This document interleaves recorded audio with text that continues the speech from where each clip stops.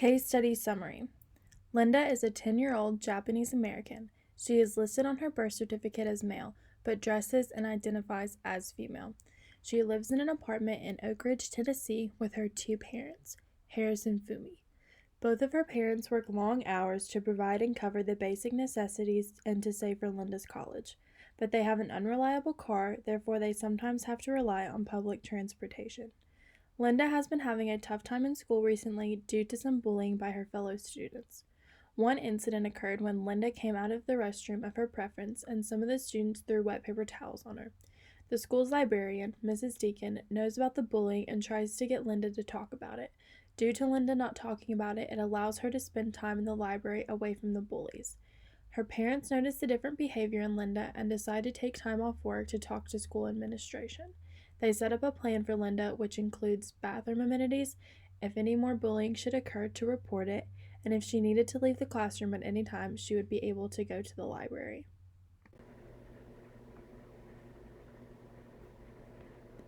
Oh, okay, I think it's recording. So, in our case study, our student Linda lives in Oak Ridge, Tennessee. In Tennessee, in general, there are a total of 973,659 students, with only 2.4% of those being Asian. In Oak Ridge specifically, only 5,528 of the 6,651,089 people who reside in the city are of Japanese ethnicity. Anderson County, where Oak Ridge is located, has a living wage of $12.60 regarding families consisting of 2 working adults and 1 child.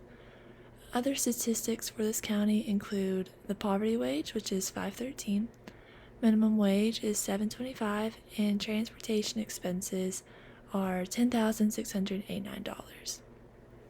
In 2018, 846 children in Anderson County were from families in poverty. Linda attends Linden Elementary School, which consists of grades K through 4 and has a long tradition of a caring, compassionate staff. The enrollment at this school is 448 students, which has increased over the years. 3.6% of the students there are Asian, and 20.5% are economically disadvantaged. The school's success rate is also 42.2%. Linda is a Japanese American student at her elementary school. At Linden Elementary School, there are only 3.6% Asian students and 72.5% white students. Being Japanese American is considered a structural inequity because she is considered part of the minority. This inequity could result in racial bias and discrimination. And even though that is not mentioned within our case study, that does not mean it cannot happen in the future. With racial discrimination and racial bias, it makes students of color feel as if they do not belong and as if they are not as important as those other students. Another inequity that we identified from Linda's case is that she is transgender. Linda was born a male but identifies as a female, and she dresses as such. Due to this difference, she is often bullied by her fellow classmates. There was even a day when the boys from her class threw wads of wet toilet paper at her chest and said, "And now you have boobs." And although it is visibly obvious that Linda is being bullied by her fellow students, the faculty has not stepped up and done anything to put a stop to it. Being bullied does not only have physical consequences but mental ones as well. According to the National Bullying Prevention Center, 1 out of 5 students report being bullied. According to the Tennessee Department of Education, 20.5% of the students at Linden Elementary School are economically disadvantaged. Linden Elementary School is in Perry County, and within this county, the median household income is $31,503. This statistic comes from the Tennessee Department of Economic and Community Development. Although her parents have multiple sources of income because her father works 2 jobs and her mother works 1, her family still struggles with her finances. For example, her parents do not have reliable transportation to get them to and from work. This could result in the loss of a job, which means less income for her and her family. Gorski stated in his book that economically marginalized students are more likely than wealthier students to be bullied. So currently, Linda is facing bullying from her peers, and in order to address this inequity, we need to create an affirming school environment for Linda, which is a strategy that Gorski talks about on page 109. So currently, Linda's peers are operating from a place of judgment, and we need to shift that so they're operating from a more understanding perspective. And that shift will only occur if other students have more exposure to what they're already set to believe as not normal. And a good tool that can get students thinking is journaling. So it'll be a useful way for students to get a new perspective. So they can be asked questions like, have you ever been somewhere you didn't feel accepted? Were you able to leave? Which is a question that Gorski also talks about on page 150. Then there's also questions like, what can we do to make everyone feel welcome?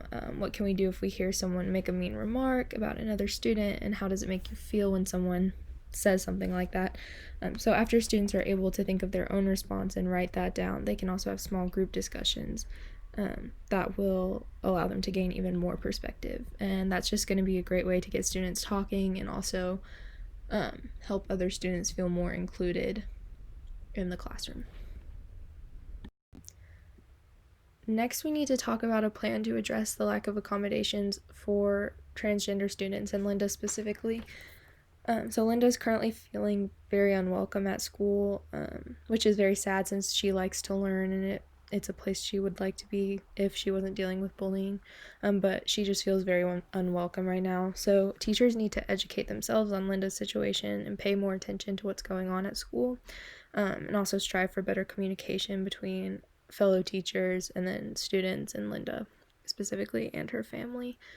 So students need to be educated on what bullying is and the consequences both for the perpetrator and the student, and like how that bullying is making a student feel, so the emotional consequences of that. If offenses do continue to occur, communication with other individual students, like the perpetrators and their families, may need to take place.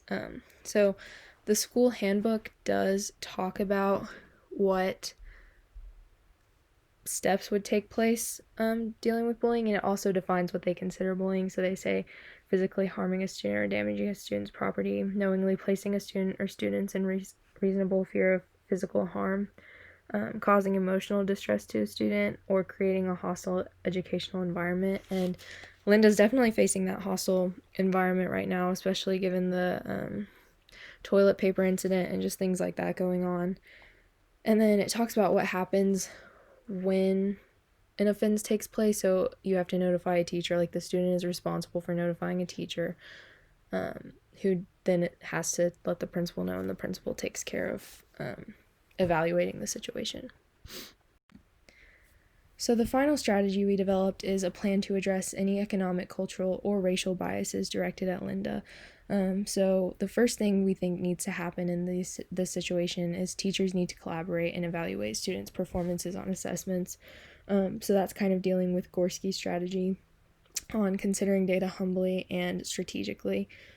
So teachers need to identify individual and group strengths and weaknesses that they see on exams and talk about any discrepancies. So Gorski also talks about how racial bias, cultural bias, economic biases are embedded in test questions, curriculum, and even student-teacher interactions. So just working to eliminate that through discussion with other teachers is important. And then dealing with biases maybe coming from other students, more exposure to the issues will help eliminate those biases. So using class time to discuss any global and local issues relating to poverty and economic injustice will help eliminate those biases. And a good way to do that is to discuss key figures in history that are associated with these issues. That might include people like Martin Luther King Jr., Helen Keller, Maya Angelou, and then also including more books in the school library relating to impoverished groups and diverse cultures will help students gain more exposure. And then a final strategy that can be incorporated in the classroom is maybe implementing a project where students discuss the environmental injustices in high poverty areas. So it's no secret that impoverished areas have to deal with more environmental issues. So getting students in groups that include various backgrounds, so just like diverse groups of students, and they can research and be involved in dealing with certain statistics and just kind of figuring out the situation, and then they'll have time to discuss their thoughts and ideas with one another. So that's one way to gain more exposure as well. Long-term action plan for Linda's family's socioeconomic status and transportation. Linda's family will be stating what could help them and potentially help other families. City officials and public transportation companies can talk with Linda's family and other families in need to see how the city's public transportation can be improved. Harris and Fumi's employers. And lastly, we have school administration. They can create a plan for before and after school care for students of working class families. This is not necessarily in their sphere of influence, but an after school program would make it easier for parents who work long hours. We feel as though these plans will benefit Linda and her family as a whole.